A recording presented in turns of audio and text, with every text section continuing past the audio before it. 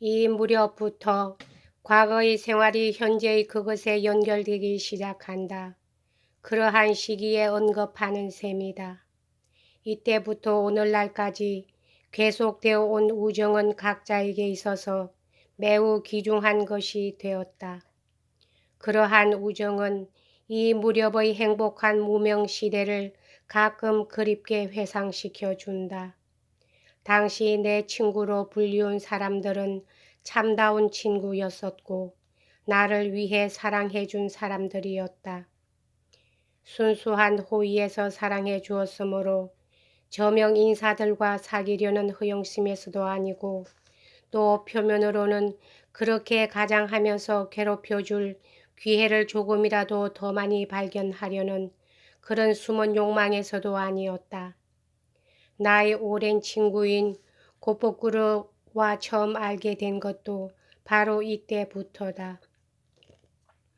내게서 떼어놓으려고 가지가지로 사람들이 농간을 부렸는데도 그는 꾸준히 변함없는 나의 친구가 되어주었다.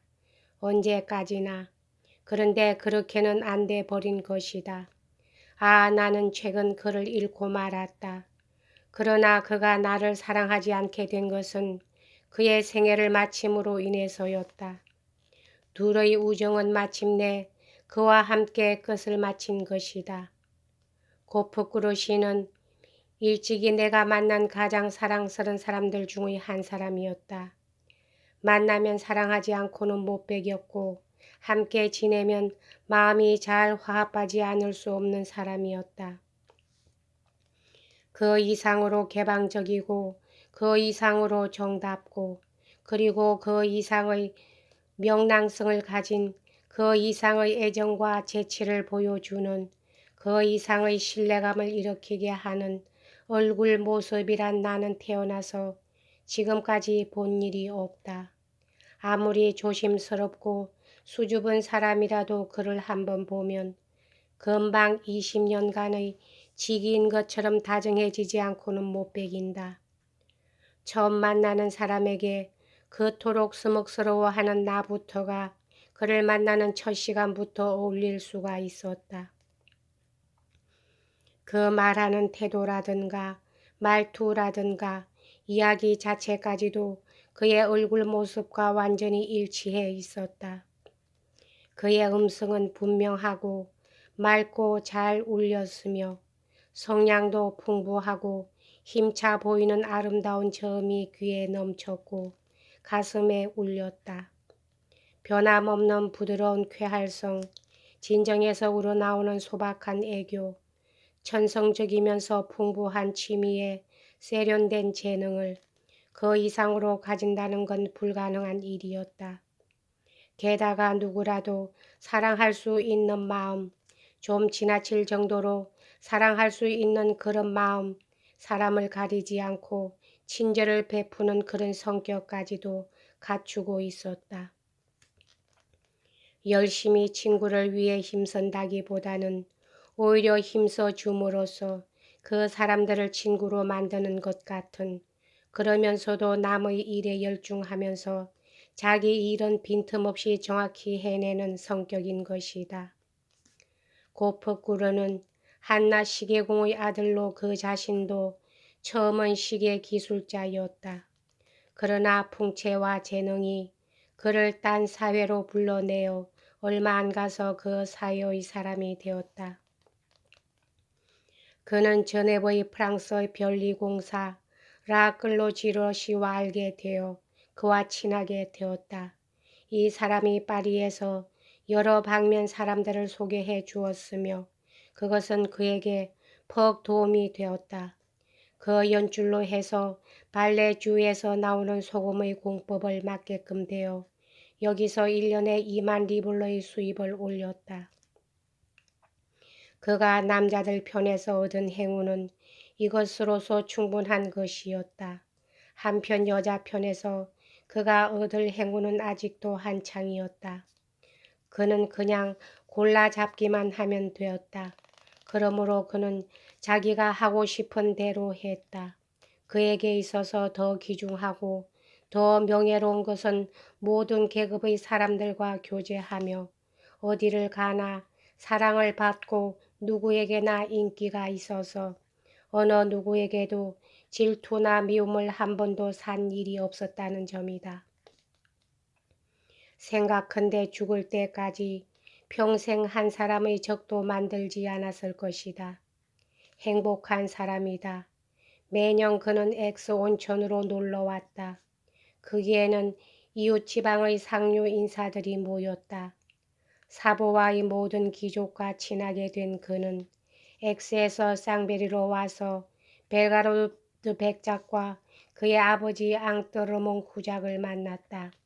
이 후작 댁에서 엄마가 그와 가깝게 되고 그리고 나와 가깝게 지내도록 해준 것이다.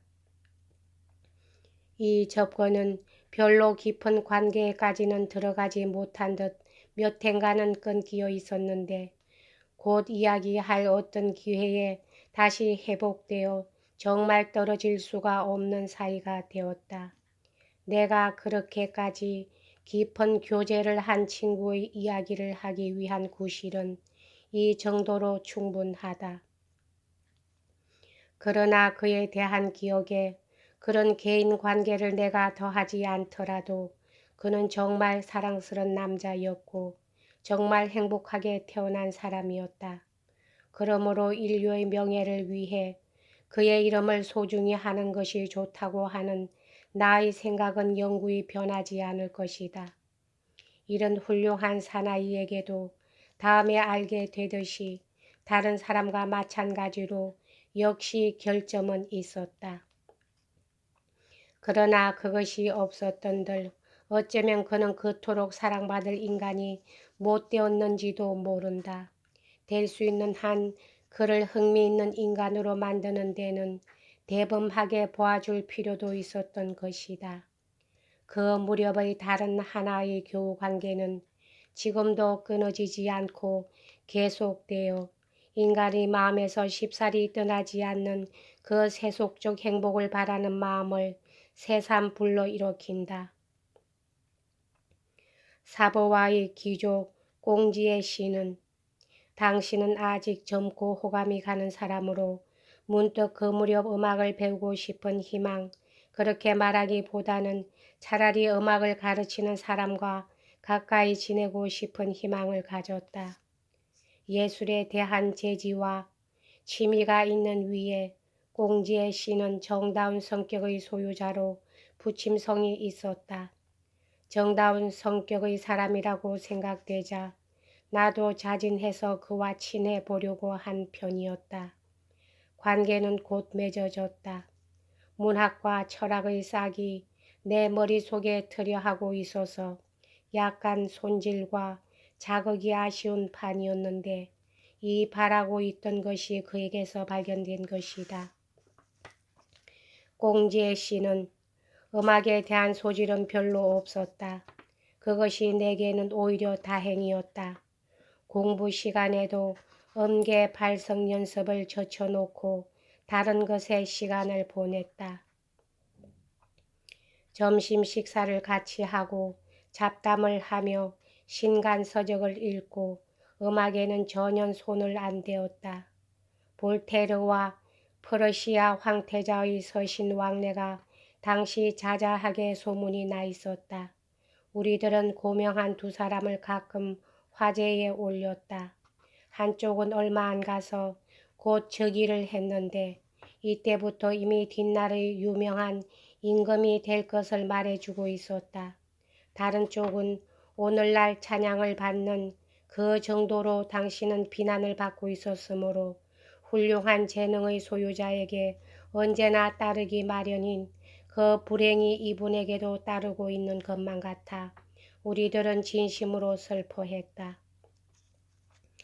퍼르시아 황태자도 젊은 시절에는 별로 행복하지는 못했지만 볼테르 쪽은 언제까지나 행복하게 될 수 없는 인간으로 되어 있는 것 같은 느낌이 들었다. 이 두 사람에 대한 관심은 그들에 대한 모든 일에까지 번져갔다. 우리들은 볼테르가 쓴 것은 무엇 하나 놓치지 않았다. 이 독서의 취미에서 내가 얻은 욕망은 우아하게 쓰는 것을 배우고 싶은 내가 열중하는 이 작자처럼 다채로운 필치를 어떻게 흉내내 보고 싶은 것이었다. 조금 지나서 그의 철학 서한이 나왔다. 물론 그의 최고의 작품은 아니었지만 이것이 가장 나를 연구의 열을 올리게 한 것으로 이때 생겨난 연구의 흥미는 이 뒤로도 쉽사리 사라지는 일이 없었다. 여기까지 하겠습니다.